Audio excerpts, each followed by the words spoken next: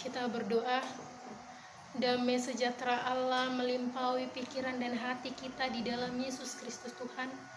Berkata-katalah Engkau Bapa melalui mulut hamba-Mu ini Bapa, untuk menyampaikan sebagian dari firman-Mu ini Yesus. Berkumandanglah Engkau Tuhan di setiap kehidupan kami, supaya kami mampu melalui firman ini Tuhan. Berserulah Engkau Yesus, sempurnakanlah khotbah ini Bapa di dalam Putra Roh Kudus-Mu. Amin.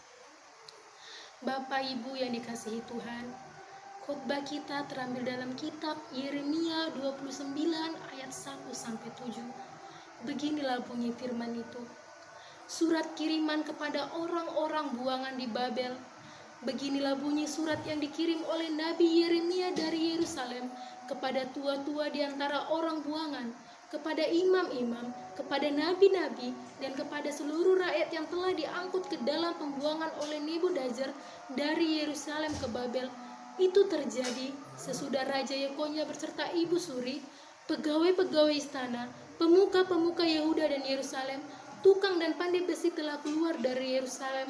Surat itu dikirim dengan perantaran Elisa bin Safan dan Gemeria bin Hilikia yang diutus oleh Zedekia Raja Yehuda ke Babel, kepada Nebukadnezar Raja Babel. Bunyinya, beginilah firman Tuhan semesta alam, Allah Israel, kepada semua orang buangan yang diangkut ke dalam pembuangan dari Yerusalem ke Babel. Dirikanlah rumah untuk kamu diami, buatlah kebun untuk kamu nikmati hasilnya. Ambillah istri untuk memperanakkan anak laki-laki dan perempuan. Ambilkanlah istri bagi anakmu laki-laki dan carikanlah suami bagi anakmu perempuan, supaya mereka melahirkan anak laki-laki dan perempuan, agar di sana kamu bertambah banyak dan jangan berkurang. Usahakanlah kesejahteraan kota kemana kamu aku buang, dan berdoalah untuk kota itu kepada Tuhan, sebab kesejahteraannya adalah kesejahteraanmu. Bapak Ibu yang dikasihi Tuhan Yesus, khotbah kita pada saat ini berjudul tentang peran umat Kristen untuk mewujudkan kesejahteraan bersama. Kita tahu, Bapak Ibu, bangsa Indonesia pernah mengalami keburukan, pernah mengalami segala sesuatu yang terjadi, krisis di mana-mana. Hal yang paling sakit yang dialami bangsa Indonesia adalah terjadinya korupsi, seperti kasus Gayus Tambunan, ketidakadilan yang terjadi, kemiskinan yang meningkat, terjadinya mati kelaparan. Tetapi kita sebagai umat pilihan Tuhan tidak bisa diam. Kita harus berperan aktif, dan gereja harus bisa menjadi sebuah panggilan untuk mewujudkan kesejahteraan bersama. Seperti Nabi Yeremia. Kita pasti mengenal Nabi Yeremia. Nabi, seorang raja yang dipilih oleh Tuhan untuk diutus di tempat pembuangan Babel, hanya untuk menyelamatkan bangsa Israel. Yeremia memiliki perbedaan yang sangat luar biasa. Ia menyampaikan surat ini, Bapak Ibu, agar bangsanya tidak berpengaruh, tidak mengalami kehasutan, tidak jatuh ke dalam dosa, harus selalu optimis sesaat, dan harus bersabar dengan keputusan Allah, selalu berpengharapan kepada Allah. Konteks kesejahteraan bersama adalah titik temu bangsa Israel berada di posisi terendah, dan Tuhan juga meminta kita untuk mendoakan kota di mana kita tinggal. Walaupun bangsa Israel menjadi bangsa asing, tetapi Tuhan tidak ingin membuat bangsa itu terus berputus asa. Tuhan ingin menyertai bangsa itu menjadi bangsa pilihan. Tuhan ingin menjadikan hidup mereka, hidup bangsa Israel menjadi sejahtera. Ada 3 poin yang saya ambil dalam nats ini. Yang pertama, menyatakan kebenaran dengan segala konsekuensi atau realitas dan positif saat menghadapi krisis atau pergumulan di dalam ayat 1 dan 4. Allah melalui Yeremia. Banyaknya nabi-nabi palsu yang terjadi di kitab Yeremia ini, apalagi di ayat 1 sampai 4. Tetapi Yeremia selalu berpengharapan kepada Tuhan di tengah-tengah putus asanya umat Israel. Tapi Yeremia mampu mendengarkan suara hati Tuhan agar tidak terjadi kehancuran dan terhindarnya mati kelaparan untuk bangsa Israel. Ilustrasi dalam poin ini, ada seorang raja yang mengutus salah satu prajuritnya untuk pergi ke daerah yang terpencil. Prajurit melihat orang-orang yang di situ yang masih hidup dalam putus asa. Walaupun prajurit tersebut mengalami segala penderitaan, tapi dia percaya dia mampu melakukan itu untuk membuat masyarakatnya, untuk membuat bangsa pilihannya itu selalu berpengharapan kepada Tuhan. Dia tidak ingin melihat bangsanya itu menderita dan berputus asa dalam menyatakan kebenaran itu. Kita bisa tarik di dalam hati kita, di dalam kehidupan kita sehari-hari, Bapak Ibu. Poin ini juga mengajarkan kita untuk selalu berpengharapan, membangun pengharapan bagi kita selaku umat percaya yang dipanggil Tuhan. Wujudkanlah kesejahteraan itu, lakukanlah kesejahteraan itu, pedulikanlah keselamatan orang-orang di sekitar, walaupun di tengah-tengah situasi yang terjadi, walaupun terjadinya segala keburukan yang ada di antara bangsa Israel. Tapi Yeremia mau bangsa Israel selalu bersemangat, selalu bangkit dalam kegelapan mereka. Walaupun mereka dibuang di Babel, walaupun banyaknya nabi-nabi palsu, tapi mereka percaya Tuhan akan membuat itu menjadi indah pada waktunya. Tuhan akan berseru kepada mereka, bangsa pilihan Tuhan itu. Kita tahu di ayat 1 dan 4 ini, banyaknya segala godaan, banyaknya segala ancaman yang terjadi pada bangsa Israel saat dibuang. Mereka diusir dari Yerusalem, tapi Tuhan ingin mencobai mereka agar mereka mampu menjalani kenyataan yang benar itu. Setiap apapun masalah kita, Bapak Ibu, jangan pernah goyang, jangan pernah putus asa. Teruslah berserah kepada Tuhan, teruslah kita selalu berlindung kepada Tuhan. Apapun musibah itu, apapun yang terjadi kepada kita pada saat ini, Tuhan akan selalu bersama kita. Kita tahu seperti COVID-19 ini, banyaknya orang yang mati kelaparan, banyaknya penjahat.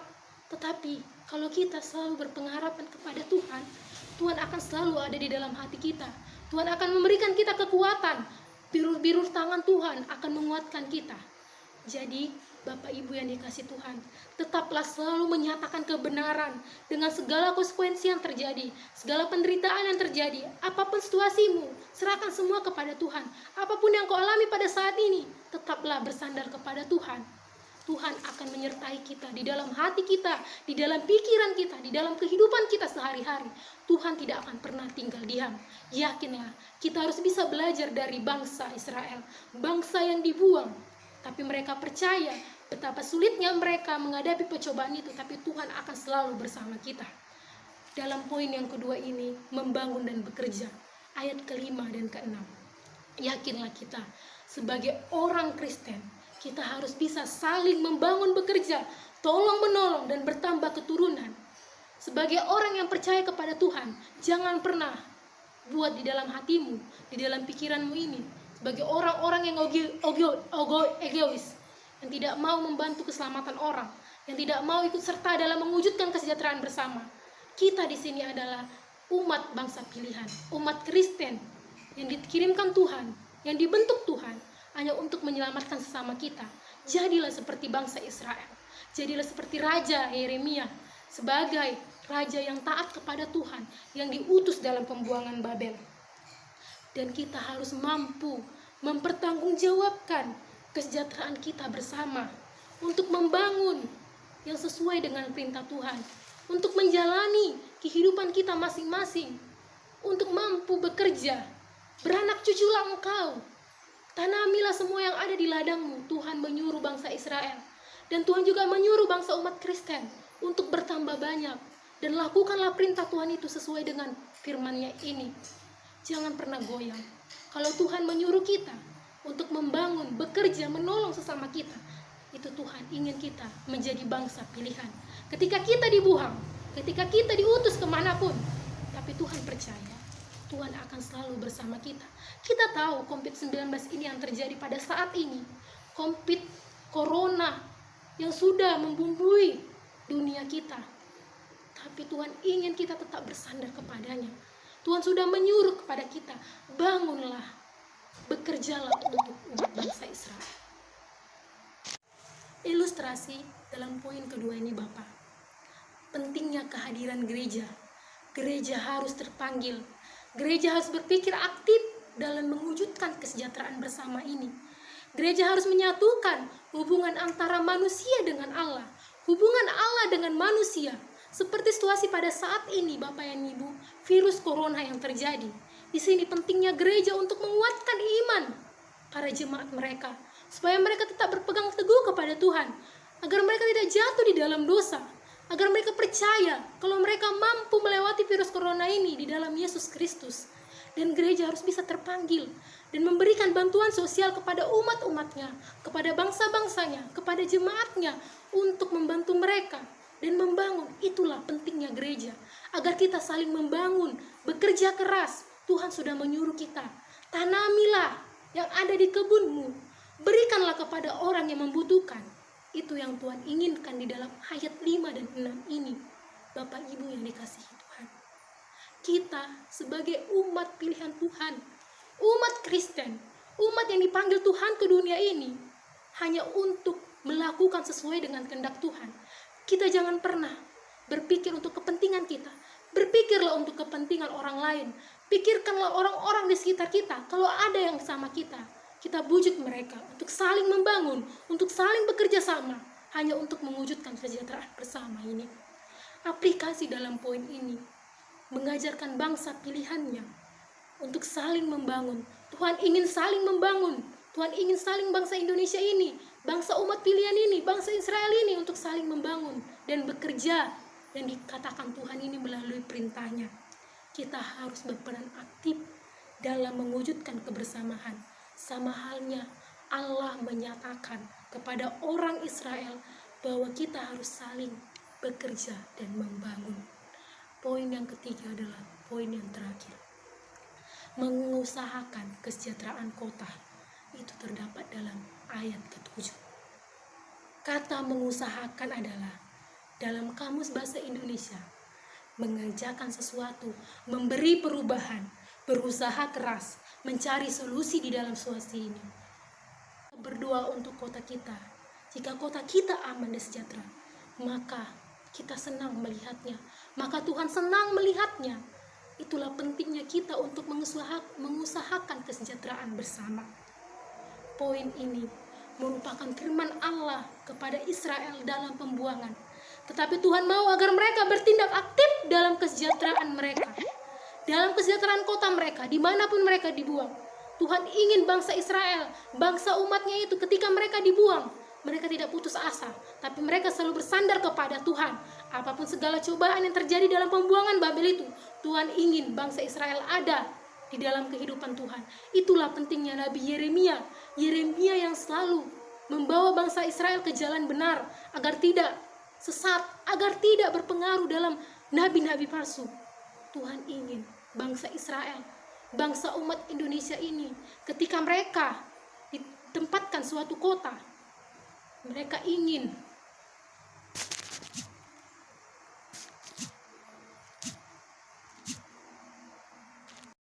supaya mampu mengusahakan kesejahteraan kota bersama. Disinilah Tuhan ingin Yeremia membangkitkan semangat bangsa Israel supaya tidak berputus asa, supaya tidak pasrah saat dibuang ke pembuangan Babel. Itulah Tuhan ingin Yeremia menguatkan bangsa Israel, sama seperti kita, bangsa Indonesia, umat pilihan Tuhan, umat Kristen yang saat ini dialami pencobaan. Tuhan ingin kita mampu mensejahterakan kota kita ini di virus corona ini. Tetapi Tuhan ingin kita selalu bersandar kepadanya. Jangan pasrah. Tuhan akan selalu bersama kita. Tuhan akan mampu mengikuti kehendak kita. Tuhan akan selalu menolong kita, mengikuti apa yang kita mau. Tuhan ingin kita bekerja untuk kita. Kekuatan kita hanya ada di dalam Tuhan. Serahkanlah pikiran kita kepada Tuhan. Jangan pernah goyang, jangan pernah putus asa Bapak Ibu. Bangsa Israel harus bersikap proaktif untuk kebaikan yang terjadi di pembuangan Babel. Ilustrasi dalam poin yang terakhir ini, kita sebagai bangsa Indonesia, kita wajib memberikan hak pilih dan melakukan politik yang baik agar negara kita ini aman dan sejahtera dan terhindar dari politik-politik kotor dan terhindar dari ketidakjujuran, harus mampu mengatakan keadilan. Itulah pentingnya kita umat Indonesia ini, umat Kristen ini, untuk menyatakan kesejahteraan ini, untuk mengusahakan kesejahteraan kota ini, supaya hidup kita aman dan tentram, supaya kota kita aman dan sejahtera. Itulah yang Tuhan inginkan di dalam kehidupan kita. Aplikasi dalam poin terakhir ini, karena itulah kita harus bisa menjadi pendoa bagi kota kita ini masing-masing.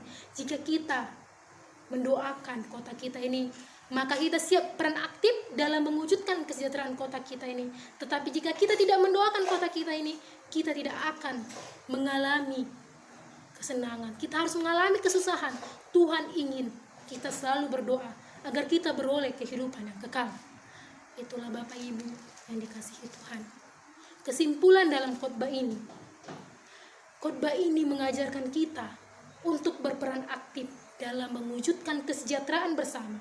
Dan marilah kita terus menyatakan sikap kita, selalu berdoa dan mengusahakan kesejahteraan bersama, sambil kita mampu membekali kehidupan kita, agar kita tidak terpengaruh dalam hal-hal yang buruk. Tetaplah bersandar kepada Tuhan, tetaplah selalu mengikuti jalan Tuhan, tetaplah selalu mengusahakan kesejahteraan bersama di tengah-tengah virus ini yang terjadi, di tengah-tengah setiap masalah ini. Bapak Ibu, yakinlah Tuhan akan bersama kita. Tuhan akan tinggal di dalam kehidupan kita ketika kita sungguh-sungguh melakukan doa. Ketika kita ingin mewujudkan kesejahteraan bersama, Tuhan akan selalu bersama kita. Kita berdoa. Terima kasih Tuhan, Kau sangat luar biasa. Berkati khotbah ini Tuhan, supaya kami mampu mewujudkan kesejahteraan kami bersama-sama seperti Nabi Yeremia. Supaya dia mampu Tuhan, supaya kami sebagai manusia ini, supaya bisa mementingkan kebersamaan orang lain. Jangan kami mementingkan pikiran kami Tuhan, tapi kami harus peduli dengan keselilingan kami Tuhan. Engkau sungguh luar biasa Bapa. Terpuji namamu Bapa, sampai selama-lamanya. Amin.